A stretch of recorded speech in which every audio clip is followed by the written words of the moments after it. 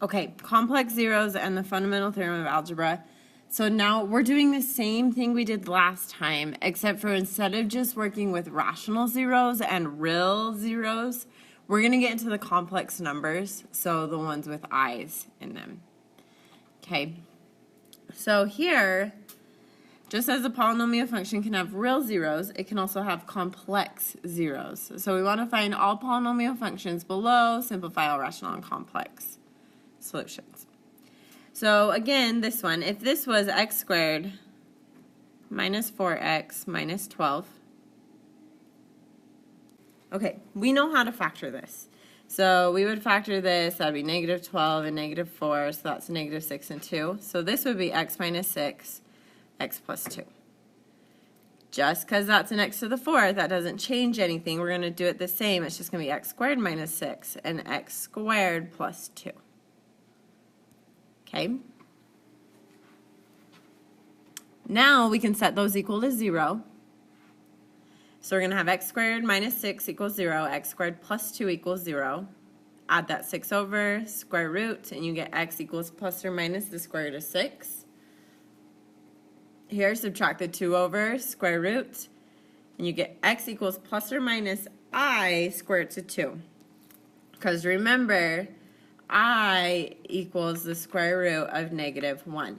So anytime we have a negative underneath there, you pull out an I. Okay? Let's do another one. So this one,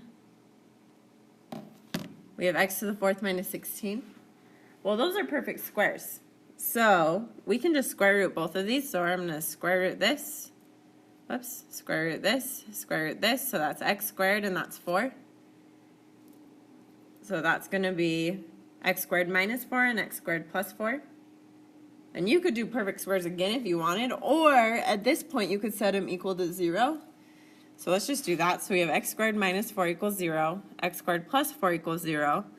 So add the 4 over, square root both sides, and you get plus or minus 2. Here we're subtracting the 4 over, square root both sides, and you get plus or minus 2i. So there's 4 solutions there. 2 are complex, 2 are real. Okay? Skip C and D. Let's do this. So list all possible rationals and then find all zeros. So the possible rationals here, the top is the factors of 20. The bottom is the factors of 2. So that's going to be 1 and 20, 2 and 10, 3 doesn't go into it, and then 4 and 5. Bottom is just 1 and 2. So we can write those all out further. So that's going to be 1, 2, 4, 5, 10, 20, and then 1/2. 2 over 2 is 1. So let's go through this actually. So this piece comes from these, dividing by 1. Not too bad. Now these ones, so now we're dividing by 2. So we have 1 over 2, which isn't in here, so that's where that one is. 2 over 2 equals 1, which is already right there. 4 over 2 equals 2, which is already right there. 5 over 2 isn't in there, so that goes right there. 10 over 2 is 5, and then 20 over 2 is 10. So a lot of those are duplicates that you just don't have to write. Okay, now we're doing the same thing we were doing last time because you can't factor this. You can try, but it's not going to work. I don't think, at least. 2x plus 5, take out a 4, 2x. Oh, it will work. Okay, let's just factor this. So we're going to skip everything I was just doing. So if we have 2, whoops. Let's just factor it. Anytime you can factor, factor it. So we have 2x cubed minus 5x squared plus 8x minus 20. So we're going to group those. Here we can take out an x squared and you're left with 2x minus 5. Here we're going to take out a 4 and you're left with 2x minus 5. So we have x squared plus 4 and 2x minus 5. Well, we can set both of these equal to 0. So we're going to set, I'm going to run out of room, but we're going to set x squared plus 4 equals 0. And I'm going to write this one down here. 2x minus 5 equals 0. So here we're going to subtract the 4, and you get x squared equals negative 4. Square root it, so you get x equals, square root of 4 is 2, and the negative becomes an I, so this is plus or minus 2i. Here we add the 5, so you get 2x equals 5, divide by 2, so x equals 5 halves. Cool? And we would have found this eventually. Just see, okay, I want to show you how much easier factoring is. So this is the factoring way to do it. Let's do it the other way using the rational zeros theorem. So we're going to start by plugging in 1, and you get negative 15. Doesn't work. Negative 1, you get negative 35. Doesn't work. 2, you get negative 8. Doesn't work. You would keep plugging these in, clear till 5 halves.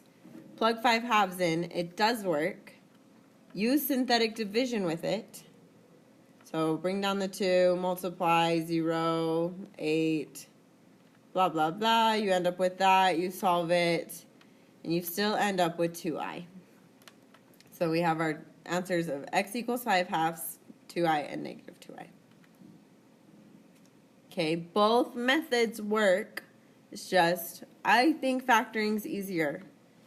Okay, it gets you to the solutions quicker. Okay, let's look at this one. So this one we really can't factor. So let's write out our factors. We have 1 and 48, 2 and 16, 3 and 12, 4 and 8, 5 doesn't go into it. 4 and 12, 5 doesn't go into it, and 6 and 8. So if you plug in 1, doesn't work, you get 48. Plug in negative 1, doesn't work, you get 29. Plug in 2, doesn't work. Plug in negative 2, it did work. You got 0. So that means we're going to use synthetic division with negative 2. So we bring down the 1. 1 times negative 2 is negative 2. Negative 2 minus 2 is negative 4. Negative 2 times negative 2 is 8. 16 plus 8 is 24. 24 times negative 2 is negative 48, and you get 0. So this is x squared minus 4x plus 24. Okay. Now, we can't factor this, so we have to use the quadratic formula. So let's pull this up.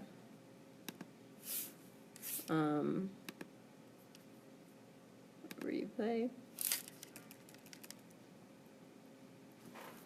The quadratic formula is negative b plus or minus the square root of b squared minus 4ac all over 2a. That is the ugliest looking weasel thing. All right, anyways. So that is the quadratic formula. So I'll just write it. X equals negative b plus or minus square root of b squared minus 4ac all over 2a. So here our a is 1, b is negative 4, and c is 24. So we can plug it in. So that's going to be negative 4 plus or minus negative 4 squared minus 4 times 1 times 24. All over 2 times 1. I always simplify inside the radical first. So negative 4 squared is 16. 4 times 1 times 24 is negative 96. And then negative 4 is positive 4. 2 times 1 is 2. Well, 16 minus 96 is negative 80. You can pull out that I, so you get 4 plus or minus I square roots of 80 over 2. We can break down the 80 as 2 and 40, 2 and 20, 4 and 5, which is 2 and 2. So you have those groups of 2's. You can pull those out. We're left with a 5, so that's going to be 4 plus or minus 4i square roots of 5 over 2. Well, the 2 divides into both of those, and you get 2 plus or minus 2i square roots of 5. So we have 3 answers here. We have x equals negative 2 from this. We have 2 plus 2i square roots of 5, and then 2 minus 2i square roots of 5 from here.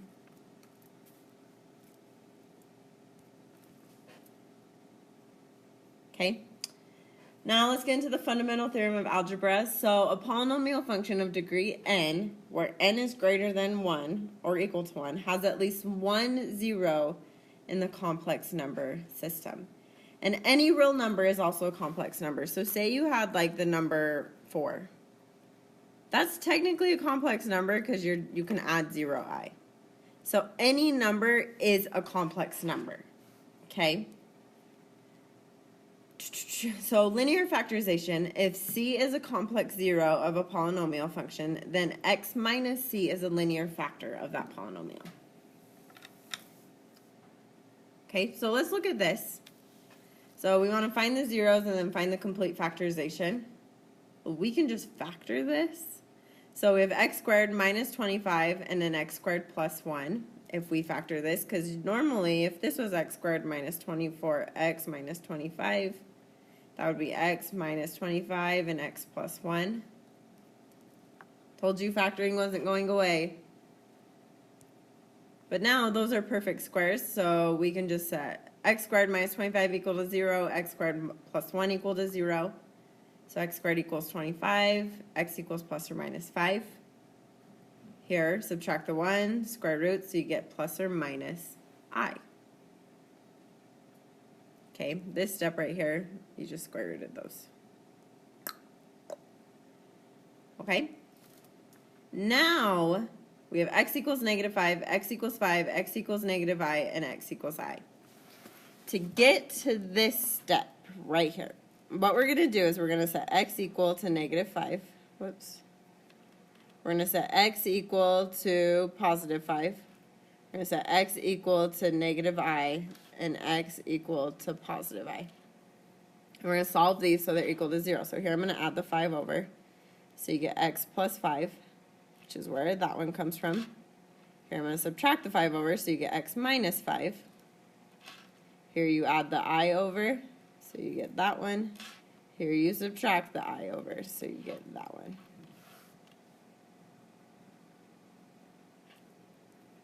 Okay. This one, we can factor it, so I'm doing this by slip inside. So I'm going to multiply this over first. So x to the 4th plus 35x squared minus 36. Well, that's x squared plus 36 and x squared minus 9. Divide those by 9 and you get x squared plus 4 and 9x squared minus 1. Find the zeros so we can set them equal to 0. So x squared minus 4 equals 0, which means x squared equals negative 4. I hope I didn't do this wrong. Yeah, so x squared equals, this should be negative 4, sorry. Square root that. You get x equals plus or minus 2i. For this piece, we can add the 1 over, divide by 9, square root that, and you get plus or minus 1/3. When you square root a fraction, that's the same as square rooting the top and square rooting the bottom. So square root of 1 is 1, square root of 9 is 3. So now we have 4 zeros. I'm going to go back to this real quick. So we have x, whoops, go back. We have x equals 2i, x equals negative 2i, x equals 1/3, and x equals negative 1/3. To solve this one, I'm just going to subtract the 2i, so x minus 2i. Here I'm going to add the 2i, so you get x plus 2i. Here you're going to multiply by the 3, so you get 3x equals 1. And then subtract the 1, so you get 3x minus 1. Here again, multiply by the 3, and then add the 1, so you get 3x plus 1. So that is the complete factorization there.